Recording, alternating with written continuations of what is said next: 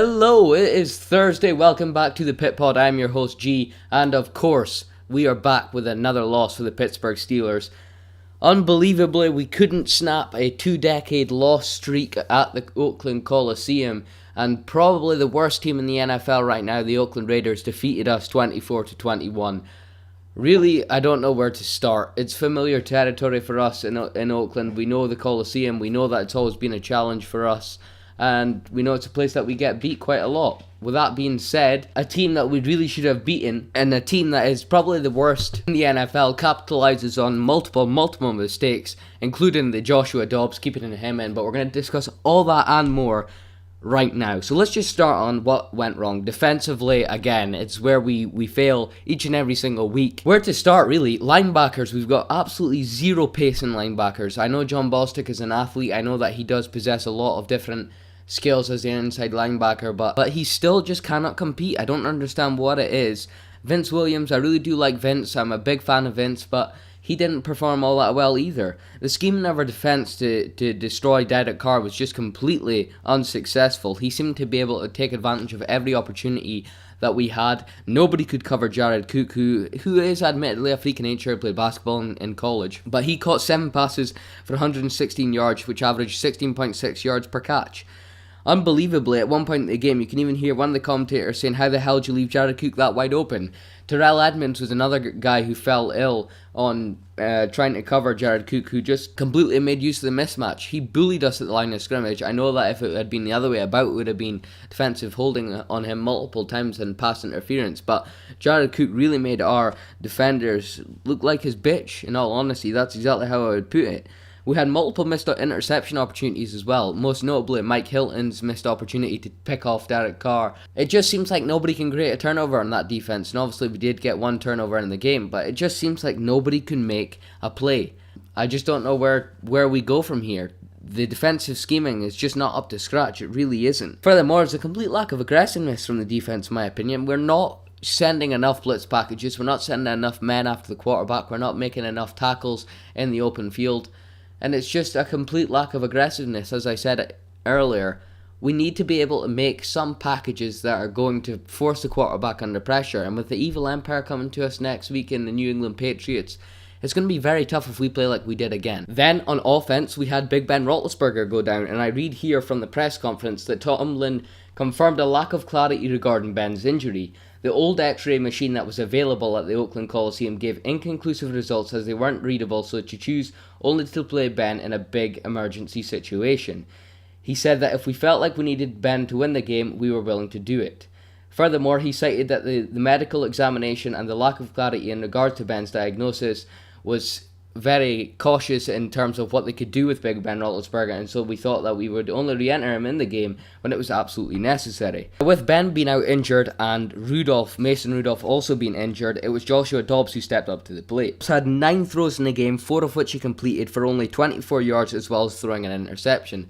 Now, of course, with Dobbs in as the starting quarterback, you're incredibly limited as to what snaps you can play, what play calling you can use, because he doesn't have the same arm as Big Ben Roethlisberger. He doesn't know the offense as well as though he probably should, and he is really just a guy who only played a couple of games and is our third string quarterback. Now, I do like Dobbs, I do like his outlook on life, I like the fact that he is a really intelligent person. I just think that we should have put Ben in earlier. Now, with that being said, with it being a rib injury, you've got to be very, very careful, because you don't know where that, if it's a broken bone, it could puncture a lung. You don't know exactly what the problem is. Now, is Tomlin just making up excuses? I don't know. But if it is true, Oakland really need to do something about it. They cannot have medical examinations that aren't fucking bang on point. If this is something that is the NFL, a league that's probably the most rich league in the world, is not being able to provide fucking good healthcare for their players. It's absolutely ridiculous, and it's just a step back. This is something that could have happened in the 1970s, not 2018, for God's sake. Anyway, Tomlin did say in the post-game press conference, which is straight after the game, before he cleared the whole situation up, that they were in the flow of the game, and that's why he didn't put Big Ben Roethlisberger in. So to me, it doesn't really marry up. Was it the medical examination, or did you just feel that Dobbs was kind of the guy to take it forward? Do you think Dobbs could do it? I just don't know where the truth and the lies fall together. Do they fall in place? Do they contradict each other? I think they do. The post-game press conference and the presser this week after the game, they seem to conflict each other, and he doesn't seem to be telling the full story. I don't know if he didn't want to get Oakland in trouble or whatever the reason may be, but he hasn't basically fulfilled his role in telling the media exactly what's going on there. We had more problems on special team, with Chris Boswell continuing his poor form. He missed 2 field goals, including a 40-yarder to tie the game up where he slipped and fell and cost us the game. Now, for Bozzy, who has missed 6 field goals already this season, he's missed an accumulative 23 points, including 5 PATs. It's just not a good look for Chris, who has just signed a mega contract as a kicker for the Pittsburgh Steelers. And I absolutely love Chris Boswell. I really do. There's not a guy that I really admired more in the season last year. There was one game, I can't remember exactly who it was against, but he scored 5 field goals. I think it might even have been against Kansas City. He scored 5 field goals to win us the game, and that was our only points in the game. And there was a point where we were going to be adding him to the list of the Bs. There were going to be 4 Bs. And I absolutely love Boswell. I really do love the guy, but he has just hit a confidence blip. It seems like every single time he comes out onto the field, everybody in Heinz Field and the fans at home and around the world are shitting themselves because he's about to take the kick. I love Boswell. I hope he can get it back into his brain that he can actually kick a ball. He was absolutely downtrodden, as he probably should be, in his interview in the locker room, but the Steelers have admitted that they are going to be doing tryouts for the kicking position, and he will have competition. And maybe it's the best thing he needs. Maybe he needs that kick up the ass. I know he's certainly not doing it out of because he thinks he's secured his position as the kicker for the Pittsburgh Steelers because he's got this mega contract. I know that he isn't a guy just to settle, and he really does want to do it for the brand. But we just aren't seeing the Boswell we saw last year, and I hope that we eventually do see that come the end of the season. I hope he does keep his job because he is a great kicker. If we are to release him, it would be $4.2 million. Now, everybody's saying, oh, that's great because we let go of Bell and we've got the $40 million, blah, blah, blah. Let's not wish our best kicker we've had in a while's career away. Let's not kick people off the team just because we lose a game or two. And honestly, if we don't make the playoffs this year, the big things are going to have to happen. But the fact of the matter is, we need to be behind the boys, because who cares? Who actually cares, right? We are still in playoff contention. We are still at the top of the FC North, and we can still build. But it was a horrific game. Everybody knows that, and the whole of Steeler Nation are questioning themselves with this one token question. Should Mike Tomlin be fired? And despite all the outrage and everybody on Twitter, no, he should not. For me, nobody can do a better job than Mike Tomlin with the current situation that we have, with the opponents that we're going to be facing. That includes the Saints and the Patriots in the coming weeks. That said, it is worrying that in the post-game press conference, Tomlin accepted zero responsibility for poor coaching being a factor in the loss to the Oakland Raiders, and more importantly, the relapse in mentality to keep the struggling Dobbs in the game rather than what many can strive as a healthy Ben Roethlisberger is a very questionable decision. Moreover, in a recent poll by the Blitzburg Twitter page, which is at Blitzburg, 70% of 8,578 people voted for Tomlin to be fired. Now, conclusively, Tomlin is the best man for the job right now, and at least for this season, with the opponents that we're going to be facing, he knows this team better than anybody else in the league. He's been a great student of the game for the Steelers. He's been part of this franchise for so long, and he's given us so much success. That said, he has to change his approach to the games. He has to change his coaching, and likewise, so does the defensive coordinator, Keith Butler, too. But for this season, it's all going to come down to if we get the playoffs. If we're unable to make the playoffs or we're dismissed early in the playoffs, I think it is his time up in Steeler Nation and in Pittsburgh as a whole. There were also some minimal positives, and as always on the Pit Pod, we try and look for those. Big Ben, although he didn't play the whole game, he was very accurate when he did. 25 of 29 completed for 282 yards and 2 touchdowns. As well as that, we had a stellar performance from Juju Smith-Schuster, who's probably been our best player all year long. He had 8 receptions for 130 yards and 2 touchdowns, averaging 16 point yards per reception. And he's just been an absolute rock for us all season. Juju's been the best wide receiver for our team. He's been one of the best wide receivers in the league as a whole. And I think this week against Patriots, he's going to come heavy, hard, and he is going to be the absolute man of the match for us against the Pats. As well as that, Jalen Samuels, although he didn't do well in the run game, he had 7 receptions for 64 yards, which averaged 9.1 yards per reception. Despite that, he only got 28 yards in the rushing game. He was a useful outlet in the passing game. Mike Hilton as well had 8 tackles and a sack in the game, and he looked really, really good as well. He did also have the opportunity to intercept Derek Carr, but nevertheless, he played very well. We've got a few reactions from the game, most notably Mike Tomlin, who said we have to catch balls that we have the opportunity to catch, we have to sustain blocks better, we got to take better tackles, we got to make kicks. It's good fundamental things, and we're not doing it. And although he's right, as I said earlier, there's absolutely zero mention of play calling or coaching being an issue, and that's quite worrying, because if the coach isn't accepting responsibility, he's really basically saying it's all on the players. And for me, that's not the right look. In Pittsburgh, if we lose, we all lose. The fans lose, the team lose, the players lose, the coaches lose. Everybody loses together. So we need to make sure that Tomlin is actually accepting a role in this. It is basically play calling. I think that this defense is obviously not the greatest defense we've ever had in Pittsburgh. It's far from that. But we need to coach with that in mind. We can't coach loosely, as if the players are just going to get the job done regardless. The play calling has to be perfect against the Patriots, or we will be exposed. This year, more than any other, the Patriots aren't that good of a team. They have a great offense, I will say that, but their defense is very, very, very shaky. And the thing comes down to every single year with the Patriots is who can outmanage Bill Belichick. If you can beat Bill Belichick, you can beat their team. It's the same with the Eagles who beat them. It's the same with the Dolphins who got that miracle in Miami, which we'll discuss later. If you can outcoach Bill Belichick, you win the game. And now we also have a message from Rocky Bleer, who is of course a fullback who used to play for us in the 70s. He won 4 Super Bowls with us, and he also participated in the Army. You can also buy his book, which has just been re-released. But here's what he had to say on the matter, which it's great to have some feedback from him, but he obviously wasn't very happy with the way the Steelers played. Done. I mean, they've ripped my heart out. With the talent that they have, how can they lose 3 out of the last 4 games, and in a manner that they did? Well, it's all about tendencies. Look at last year. They would win games in the fourth quarter, come from behind, big plays. They do that this year as well, but now they give up big plays. We're at a time in the season, if you want to be considered a contender, a team to fear, a team with momentum, you need to find a way to win these games, not lose them. It's not about a referee or an injury or a bad call. It's simply about overcoming those obstacles. If you don't, then fingers need to be pointed. Boswell.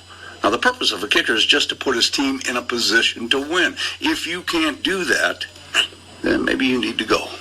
Simple premise. If opponent cannot score, well, then you cannot lose a game.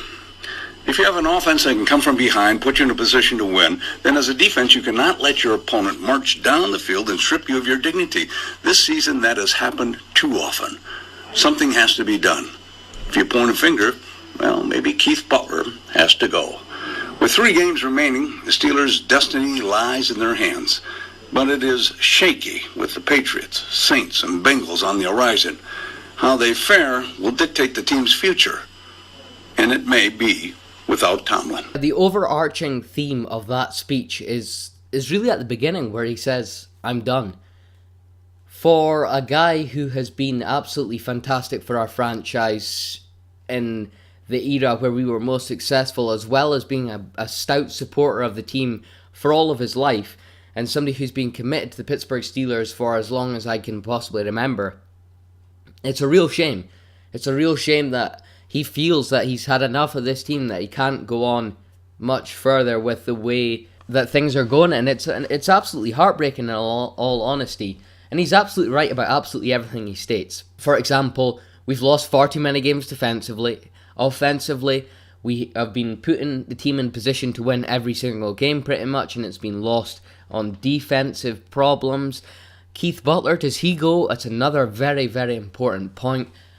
And if the results don't go the way they should for these remaining 3 games and into the playoffs, as he very, very aptly ends it, it may be a future without Mike Tomlin. Looking forward, however, to the game against the Evil Empire in Week 15, we've got a few keys that we have to make sure we act upon in order to win the game. The Patriots aren't all that great this year, especially on defense, and that's where we're really, really going to have to make the most of the opportunities that we get handed to us. And that's great news for Ben and the Steelers, because we've been absolutely fantastic all season long. Where we should take use of the Patriots is in the cornerback position, particularly Jason McCourty and JC Jackson.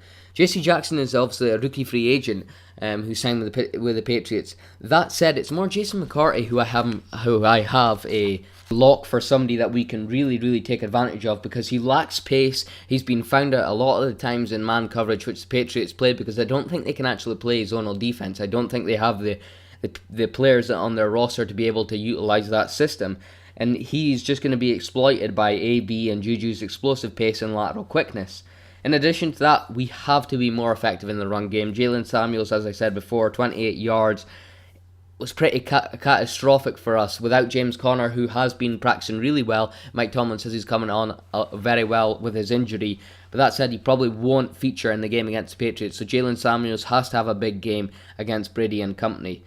And realistically, the Steeler offense is still wickedly dangerous. We have all the right pieces to be successful against the opposing D. It simply comes down to play calling once again. Who can win the battle between Buckner and Josh McDaniels, who both are, of course, the offensive coordinators? It's just going to be whoever can score more points, because it's two bad defenses playing against 2 great offenses. Play calling comes down to it. Play calling will be key, as it always is. In terms of defensive keys, Keith Butler is firmly on the hot seat, as he always has been, and especially in the past couple of weeks. He must lead this unit to a strong performance, or else it really could be the end of his career as the defensive coordinator for the team. In the Pats' last game against the Dolphins, Tom Brady threw for 358 yards and 3 touchdowns, and without pressure at the line of scrimmage, he'll do the exact same again. And even though the Patriots lost to the Dolphins last week, Tom Brady was absolutely on point with some of the throws. Especially the one to Cordero Patterson, was an absolute dart straight down the middle. Julian Edelman as well, his touchdown was beautiful too. Again, we must attack the quarterback at the early stages of the game viciously and throw him off his game. Tom Brady, once he has been taken down a couple of times, he's completely thrown off his game. He seems to be a bit startled whenever he gets tackled.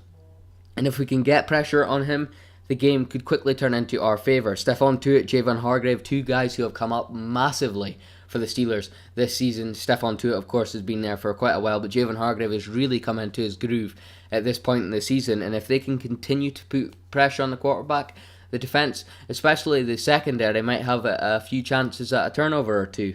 As well as that, TJ Watt, a guy who has 10.5 sacks in the season but has been a little bit lackluster in recent weeks. I think after the injury he suffered with his hand, I believe against the Broncos hasn't quite been the same in terms of ferociousness and being able to get the quarterback, but hopefully he'll be back with a big game. Another massive discrepancy in this game will be Rob Gronkowski. Now, they would have watched film, they would have watched the Raiders destroying us with Jared Cook using their tight end as an outlet man. Rob Gronkowski and Tom Brady, we all know about that partnership. And all year long we've been found out with the tight ends. Jared Cook, as I said, being no different. If I was at the helm of the team, I'd place Sean Davis on Gronk all game, and although he is the strong safety, I just feel he can deal with the physicality that Gronk possesses better than Edmonds, who struggled immensely last week against the aforementioned Cook. I think that perhaps we put in 2 strong safeties in the game and utilise Sean Davis as the free safety and attach him to Gronk at all times. He's got better quickness and physicality, as I said, than Terrell Edmonds. That's just how I feel it should go. I don't know if they'll do that. I think they probably will still use Terrell Edmonds on Rob Gronkowski. I believe that if we can limit Rob Gronkowski to having a small game and try and force the receivers to go to either Mike Hilton or Cody Sensabaugh, Joe Hayden, I think we'll have a much better opportunity trying to pick off the Patriots. Again, turnover battle will be absolutely the most vital key in this game. We can't have Big Ben Roethlisberger throwing an interception. If he is to play, I do believe he will be playing in the game regardless, because if he doesn't, we stand no chance against the New England Patriots. But the turnover differential, as always, is the most important part of winning the game. Another thing worth noting is that the Baltimore Ravens have a ridiculously easy schedule for the remaining 3 games, and this game in Week 15 is against the Tampa Bay Buccaneers, so they're going to win that game.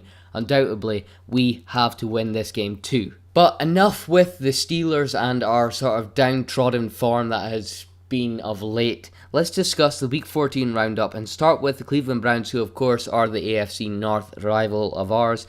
They won 26-20 over the Carolina Panthers, a game within which Baker Mayfield threw for 238 yards and a touchdown. Nick Chubb had 66 yards and a touchdown himself, and the Browns continue to improve, and the Panthers, they still slide from the game on Thursday Night Football where we really did embarrass them, and it doesn't look good for Carolina. They look like a team who are going to fall out of the hunt. I don't know who will take their place, but they're just not looking great at this moment in time. Our other AFC North divisional rival, the Baltimore Ravens, narrowly missed out on a huge upset over the Kansas City Chiefs 27-24, and it was really an incredibly close game that went to overtime. Harrison Butker, who's been accurate all season, I don't think he missed a kick or up till now where he missed 2 missed field goals, and it possibly could have cost him the game until he kicked the game-winning overtime field goal. As well as that, Patrick Mahomes with a no-look pass in the game had a plus 300 yard game against a fantastic defense, so that was a really coming out party for him, who's been amazing all season. Probably will win the MVP of the season.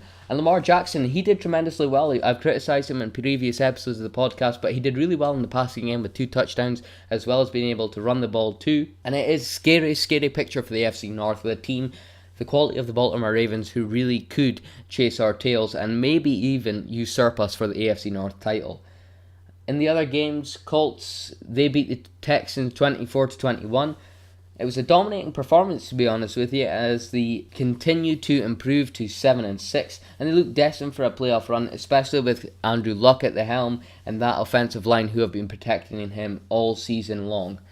The Dolphins, the miracle in Miami, they beat the Patriots 34-33 with a play that you hope to see for the rest of your life, with Gronkowski missing the game-clinching tackle on Kenyon Drake, who ran it in for a touchdown. It was absolute madness at the Hard Rock Cafe Stadium. With the win, the Dolphins prevented the Patriots from gaining the AFC East title, so that is great for them, who have continued to cause problems for the Patriots in their home stadium.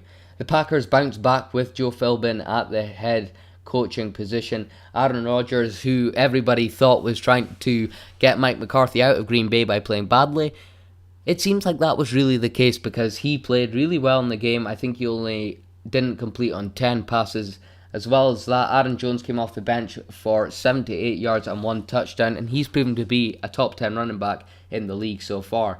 The Seahawks, Monday Night Football was a defensive feast. The Seattle Seahawks won 21-7 with Russell Wilson only getting 70 yards in the game. It was still enough for the win. There was a controversial blocked field goal from Bobby Wagner, who basically spun the momentum completely and made sure the Seattle Seahawks would get the win. And John DeFilippo, the offensive coordinator of the Vikings, was sacked following that game, and it is, in many people's opinion, a way for Mike Zimmer to get the pressure off of himself, and possibly he's running out of answers and reasons as to why they're not achieving what they should be with that offense and the defense being so great. Again, in another huge upset, the Bears beat the Rams 15-6, probably the biggest upset for the Bears in recent memory. Goff was picked off 4 times, as well as ceding a safety. And the Bears' defense is just so damn dominant, and they're so good at home as well in the freezing conditions of Chicago. Mitchell Trubisky was throwing 3 interceptions in a game, but he is still a very good quarterback to have at the helm of this young team, and it seems like the team really do trust in Mitchell Trubisky, which is a really good look for the franchise. In the best of the rest results, we have the Titans beating the Jaguars 30-9, with Derrick Henry having the biggest game of his life, 238 yards and 4 touchdowns, including a 99-yard touchdown run, which was immensely impressive. The Giants beat the Redskins 40-16. Eli Manning actually got benched because he was so good. Who would have thought that at the start of the season? He had 3 touchdowns. Saquon Barkley had 170 yards and a touchdown. Again, he is putting a great case ahead for the rookie MVP. As well as that, you have the New Orleans Saints 28-14 over the Buccaneers. There's not too much to say about that. They didn't even play that great, but at the end of the day, they got the result they wanted. New York Jets 27-24 against the Buffalo Bills. A huge performance from the Jets, who get an AFC East divisional win against the Bills. The Chargers 26-21 over the Bengals. Rivers is immaculate again, 220 yards and a touchdown. Austin Eckler filling in for the injured Melvin Gordon. He had 66 yards and a touchdown himself.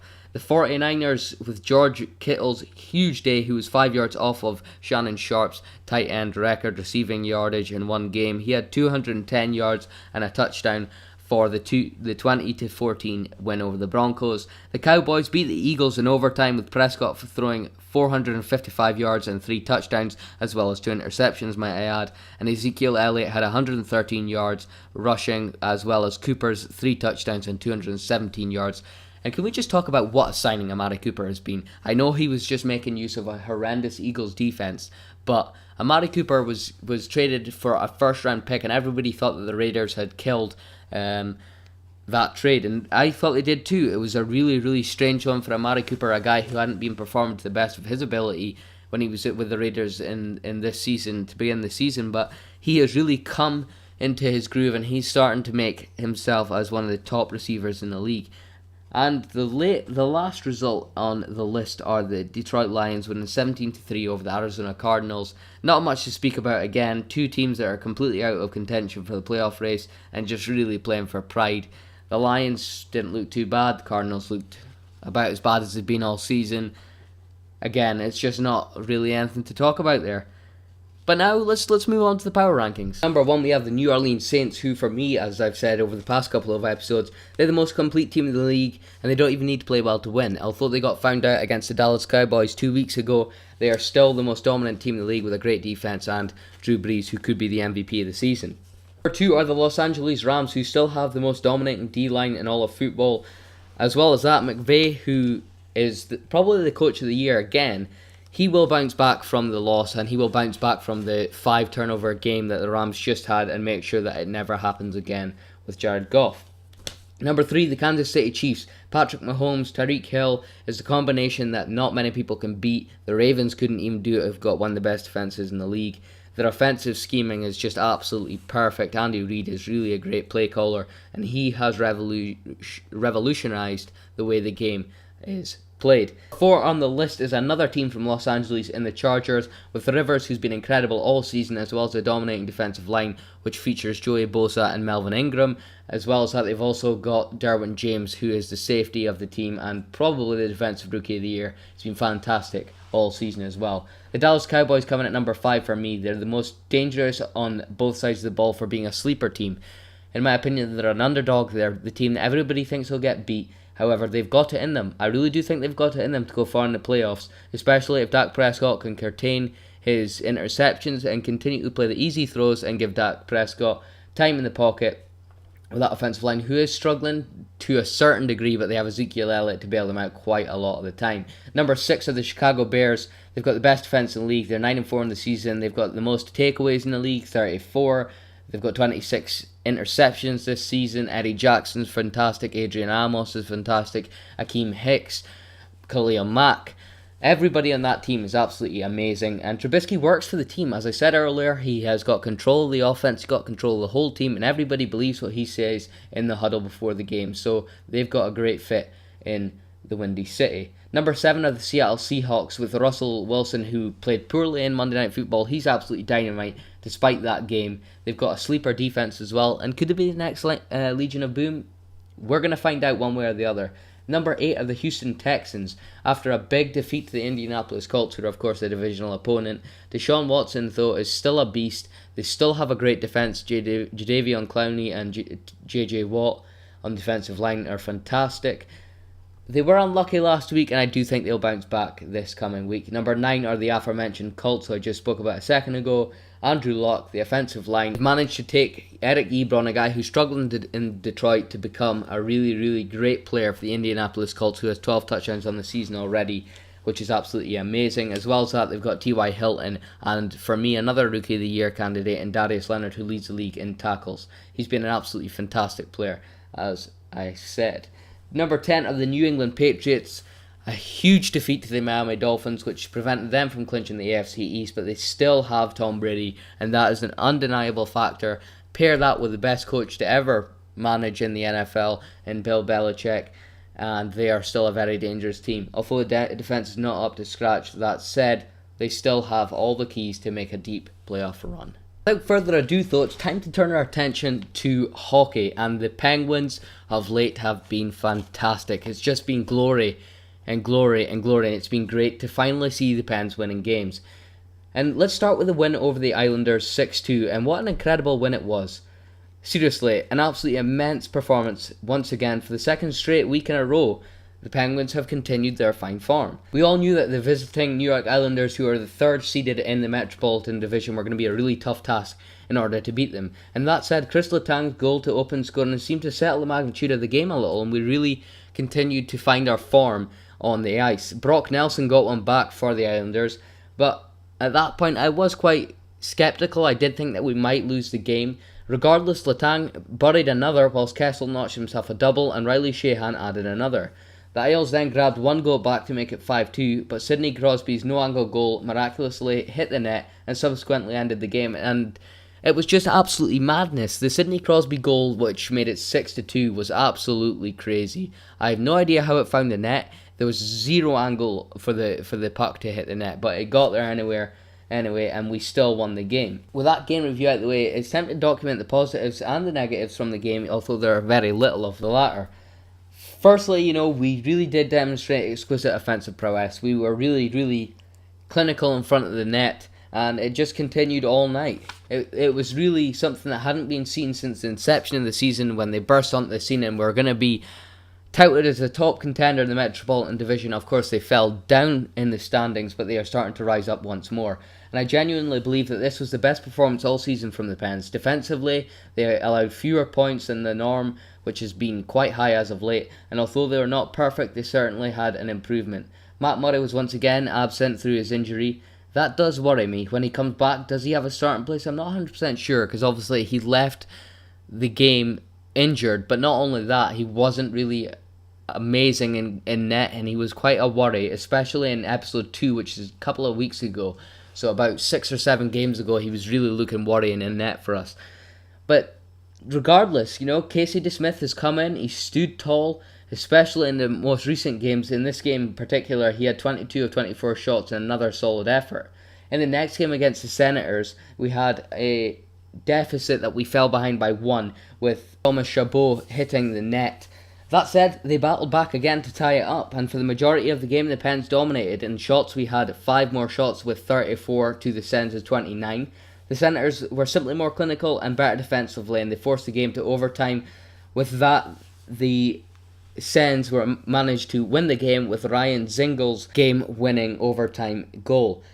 Again, Casey DeSmith was sound in goal. 27 shots saved of 29 for a 9.31 save percentage on the night. And he has continued to be our number 1 starter, and I think he could be that for a very long time if he continues his fine form. Against the Islanders, we won 2-1 at the Nassau Coliseum. Multiple power plays offered by the Pens, which were simply too much and reflects poorly on their discipline. Again, they gave up far too many power play opportunities. A lot of disciplinary changes need to be made. Again, also, the Penguins were quite poor on the power play themselves, especially during one power play when they had a double power play opportunity and they only offered 2 shots on net.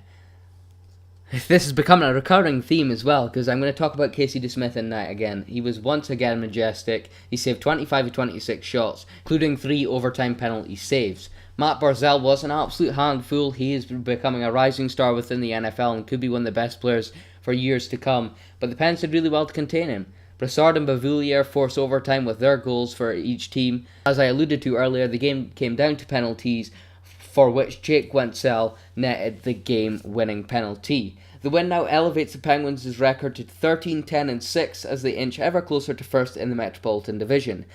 They are behind the Isles by 1 game and back from the Caps by 5, and it's definitely not an insurmountable lead, with the Penguins hotting up during the middle of the season. In the next 3 games, the Pens travel to Chicago to face the struggling Blackhawks, who have been horrendous all season long. They then host the Boston Bruins on Friday night, and finally face off against one of the worst teams in hockey in the LA Kings, which definitely 2 of those should be easy wins. Against the Bruins, I'm not so sure, but we shall see. PitPod's main ambition is to build a society and structure every single Pittsburgh sport into one podcast.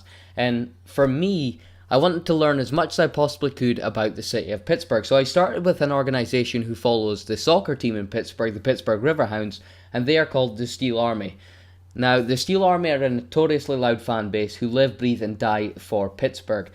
They mean the absolute world to the team as well as the team to them, and you can see that exactly at every single home game. But how did it all begin? Well, flashback to the November of 2007, and a group of soccer fans decided that they would gather for games for the Pittsburgh Riverhounds, who had just announced a new deal to return to the American Soccer League number 2 for the 2008 season. And admittedly, they were very small and communal gatherings, but the Army soon began and grew in large contingents as seasons went on. And all of this support and dedication was elevated to higher than ever before at the brink of the 2013 season. As the Riverhounds moved into their newly constructed Highmark Stadium in Station Square, which is just outside of Pittsburgh, I think, that's when the Pitt Army marked their territory, and that was behind the East End goal of that stadium. And that season, membership skyrocketed and has done ever since.